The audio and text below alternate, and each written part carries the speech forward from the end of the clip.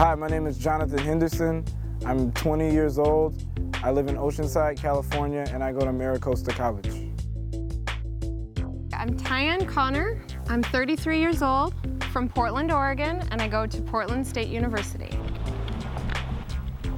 Part of what these next 2 or 3 or 4 days is about is that you might hear things you've never heard before. Vera. Hi, Vera. Hey. You've come the furthest. Yeah. Oh my gosh. Hi, I am Vera Salaime. I'm 25 years old. I'm Palestinian. I go to school in Boulder, Colorado. I'm a graduate student in journalism. Everybody handing their cell phones? Yeah. Okay. You should have seen the look on some people's faces when we asked for them. So just take a moment just to take in this whole place. Just take a look. Just arrived to a whole new land, perhaps. That's me. I'm just really glad to have you all here, and we have a few things to tell you about the place, but not too much, and I'll turn it over to Spencer first to introduce himself. I want to welcome everybody here just like Esther and Wa did. We have been here 25 years this month. Wow. So this is our 25th anniversary in August, and I don't know if Wa told you, this is where all of his films have been shot, have been here. So it's kind of cool. It's a real legacy. It's low rent. It's low rent, exactly. Someone once asked me, what is the future of diversity? And what I said was to get to know each other. Truly sitting down with each other, developing a relationship with each other, an authentic, real, transparent relationship with each other. It required taking the time, not just with people who look like us, but with people we've been taught to be afraid of. People who are very different than the world in which we're used to. I want to model for the first time how we can begin to bring diversity into our classrooms, how we can talk about diversity issues in our classrooms. I think that this next generation has not been taught by its instructors, administrators, how to have a conversation on diversity, cultural differences. It is my strong belief that the reason why so much of this discussion doesn't happen in our classrooms is that the faculty, the staff, and administrators are primarily European Americans. And I think that they aren't trained how to have this conversation. In my last film, The Color of Fear, Lauren Moyer says that white people walk into a world that is theirs. And because of that very reason, I think they'll never have to often think about what's it like to be white. That perhaps being white means also perhaps never having to look at what's it like to be a person of color.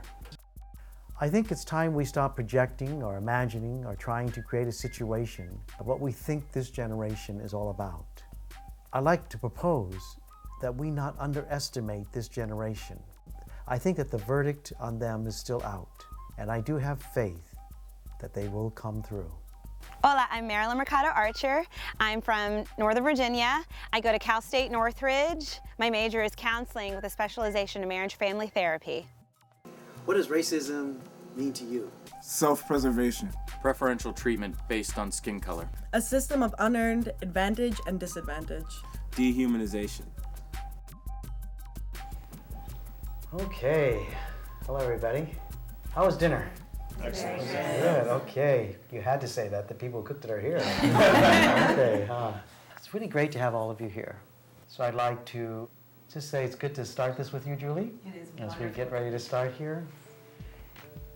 What we're going to do is just take a breath, and I'm going to ring this Tibetan bell. And the Tibetan bell is to help you just breathe a little bit, but also to relax, okay?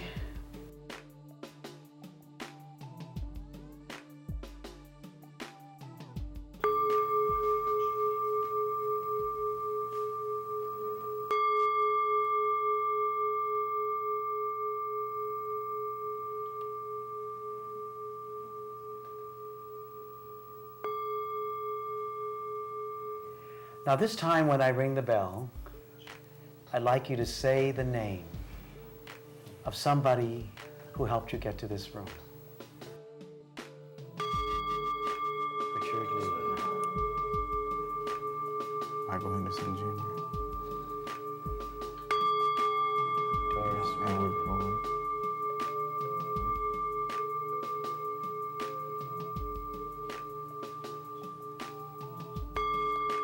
Dr. Bruce Hoskins.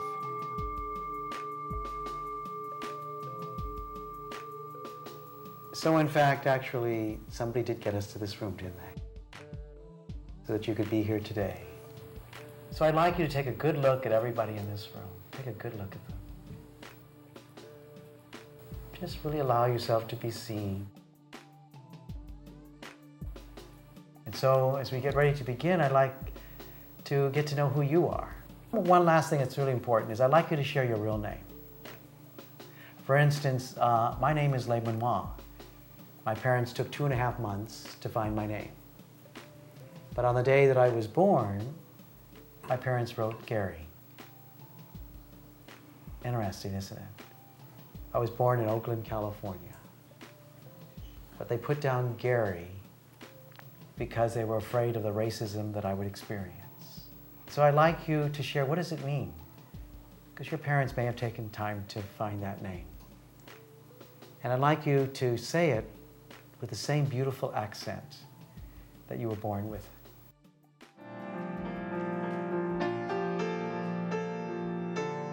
My name is William Amado Sildor Severino.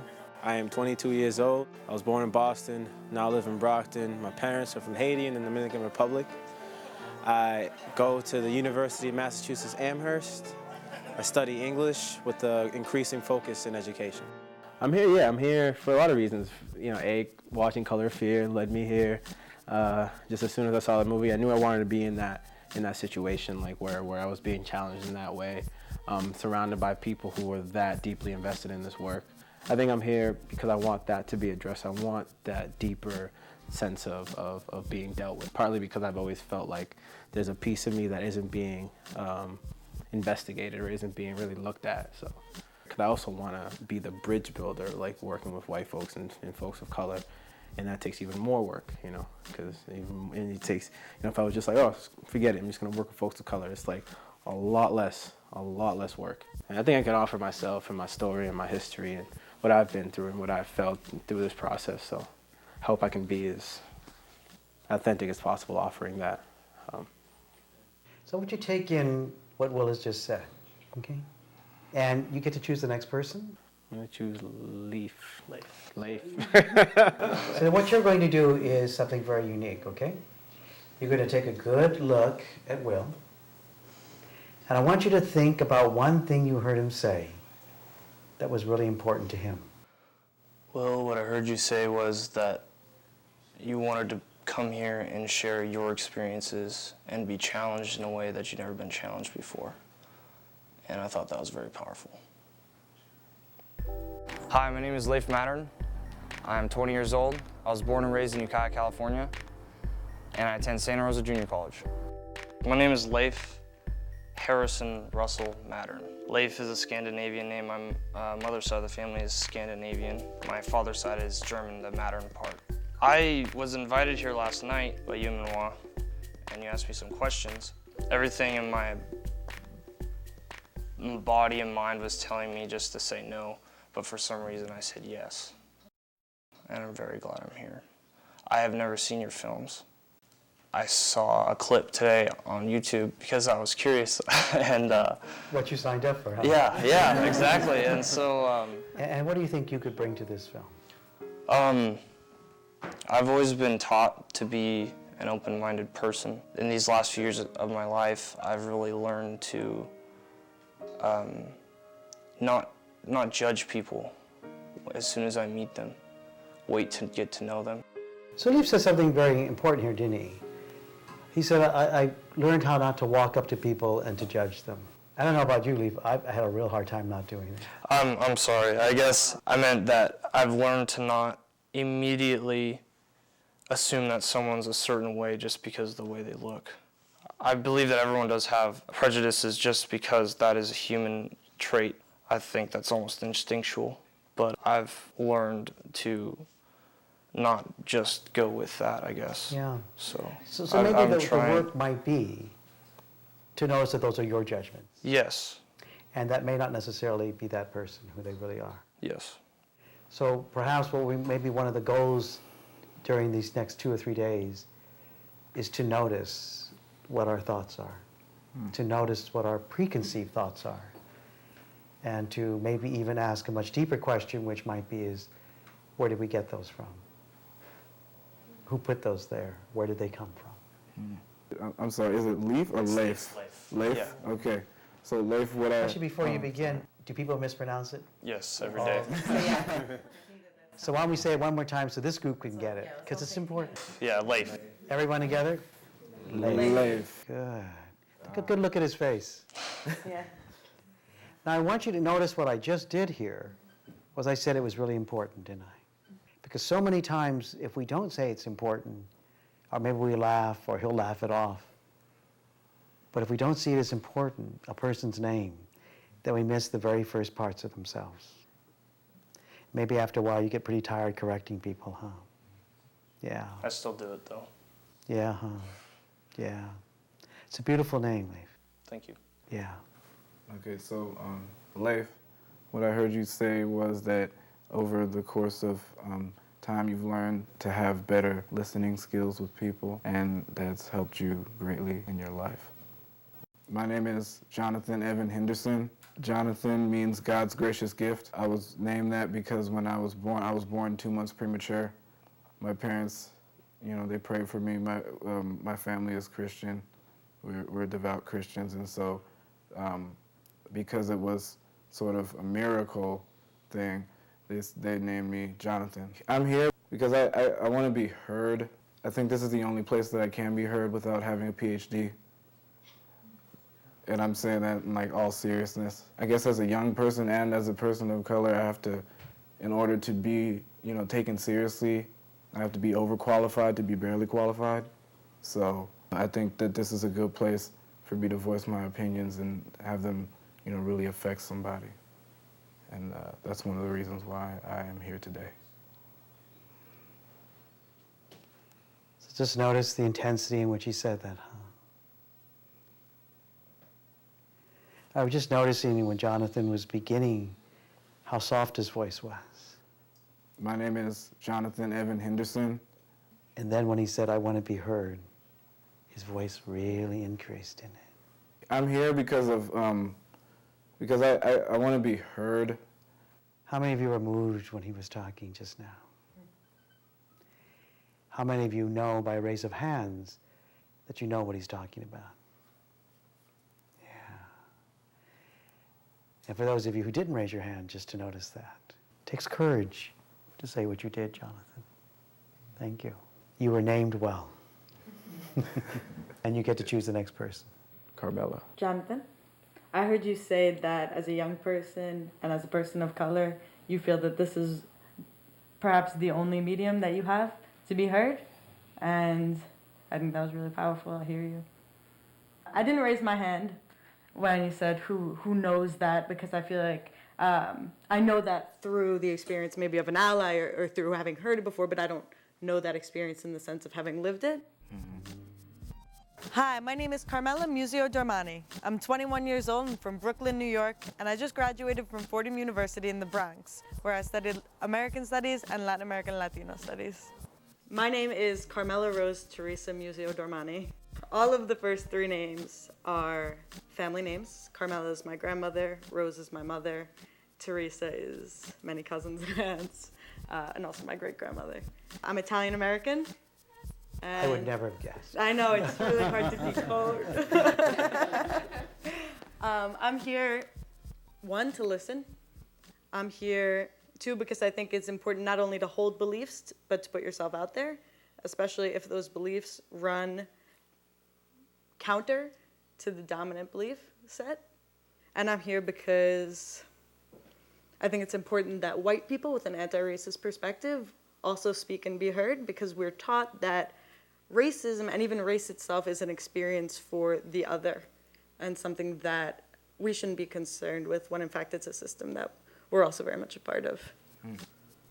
Welcome. So I say. Anyone you'd like. Choose someone. Marilyn.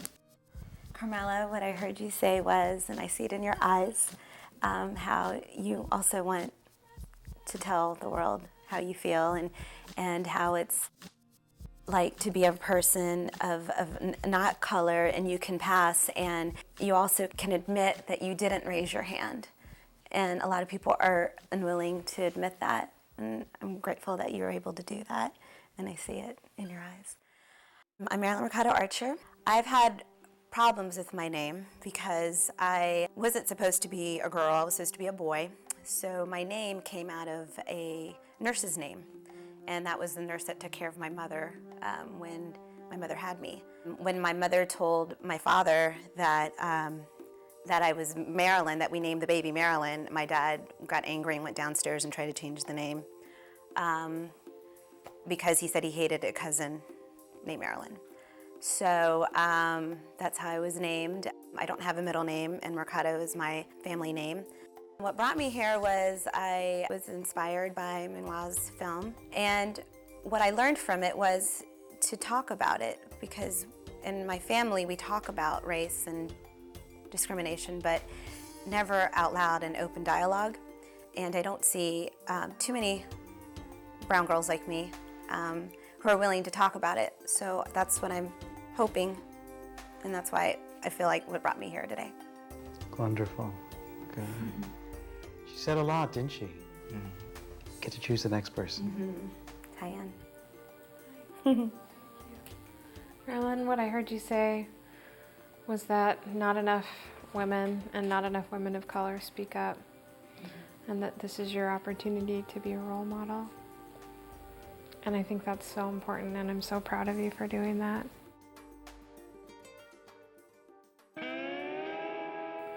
My name is Tyann Renee Connor.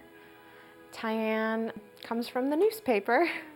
My mom was pregnant with me, and she opened the newspaper, and a Native American chief in Washington was having his 16th child, and they were naming her Tyann. Renee, my mom just liked the name, and my last name is Connor.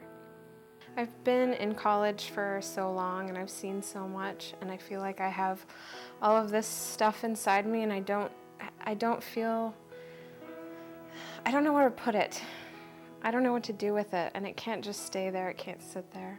It has to be used for something positive, to change the world somehow, to make things better for people, just to make things different. So that's why I'm here today. I'm Vera, and I'm one proud Palestinian. My name is Joe. I'm an Eastern European mutt, and I'm cool with that. I'm Vera Salaime. I'm Arab, but my name is Latin. I don't know why. It means truth, correct. I remember memorizing the meaning of my name since I was a kid, because everybody was like, Vera, what does that mean? And then it became very meaningful to me. I was like, truth, belief, that's good stuff. I'm here today because it's a part of the process I'm going through, just letting other people know about different people, different lives. Carmela said that she's here to listen, and I was like, I was thinking, I'm here to tell them, I'm here to say this and say that. Both are true, huh? To tell them your story and to be able to listen to other stories. But I think I also heard in there perhaps that when you tell your story, to be heard too. Yeah. And go ahead and select the next person. Joe?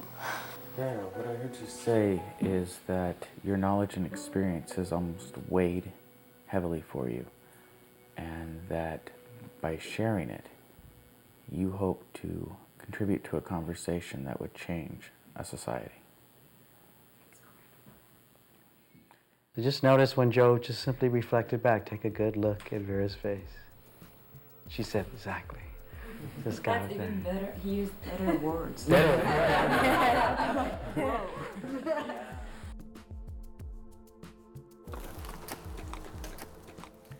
My name is Joe Rogers. I am 30 years old, a resident of Chico, California, and a student at Butte College. My name is Joseph Lowell Rogers. Rogers is the family name. That's R-O-G-E-R-S. It tends to be a common spelling mistake when people fill out forms for me to add the D. And the difference is R-O-D-G-R-S is of Portuguese descent, where R-O-G is of Scotch-Irish. And it's like, I am also proud of my heritage. Why I am here this evening. I am a student advocate. I'm a loud and obnoxious voice on my campus in many ways, advocating for students. And I am here with the deepest, most desperate desire that somewhere a college president or administrator will see this film and realize, yeah, it's still happening on our campus. It's good to have you here, Joe. My name is Julia Lulene Garza Withers. I go by Julie because Julia was the name my father gave me. And I've never met my father. He died in 1974 from wounds he got in Vietnam, and that's where the Garza comes from. Until a few years ago, when I saw The Color of Fear for the first time, I was Julie Smith most of my life. And now I use Garza Withers, and I never have. And the reason for that is because I'm Cherokee, Mexican, and Scotch-Irish. And in my life, the Scotch-Irish part of me was always emphasized. I grew up very, very white. And I study and teach sociology, and in teaching sociology, just in the process of working with students and hearing my students tell the stories that you all are telling here, my students are the ones who gave me the courage to reclaim who I was.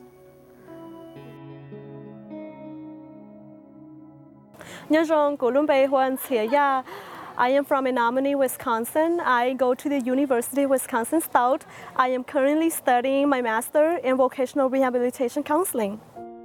The reason why I decided to come here is because going to college, I'm the first one, and also a role model in my community. I wanted to prepare them for the worst and the best experience that they will face or see when they come to college.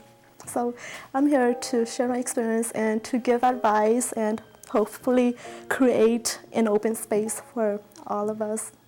My name is Sia Yang. In my native language, my name is Mainzia. It's a long story. We've got 4 days. My parents were in the jungle during the Vietnam War. And my mom was pregnant with me. And they were running in the jungle without food. And that night, it was raining. And they could not survive. They have nothing to eat. And my mom was going through labor for 3 days, very hard.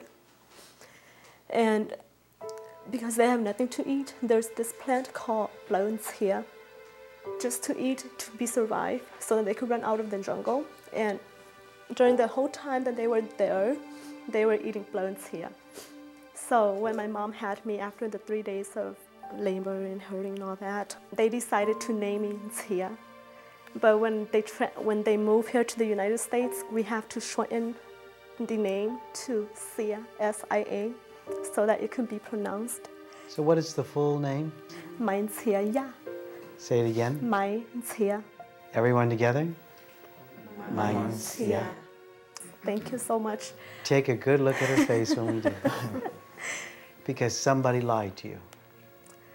And that is that we couldn't say it. Mm-hmm. If we have to learn Eisenhower and Frank and Roosevelt, we can learn Mainzia. It's a representation of myself. When I hear my full name, it's like, yes, that's me. That's who I am. Mm-hmm. And it just makes me feel like, yes, well represented. That was a beautiful story about your family's struggle and things that we take for granted here every day. Things that I take for granted every day. And I'm really happy to have you here, willing to tell your story. So thank you. My pleasure to be here. I want you to notice that each time as we did this exercise, even just now, that sometimes when people begin to cry, we quickly move on to somebody else. And people need to see our tears sometimes when we tell our stories, to not be detached. Because what we are witnessing is the truth of their lives, the journey that it has taken for them to get to this room.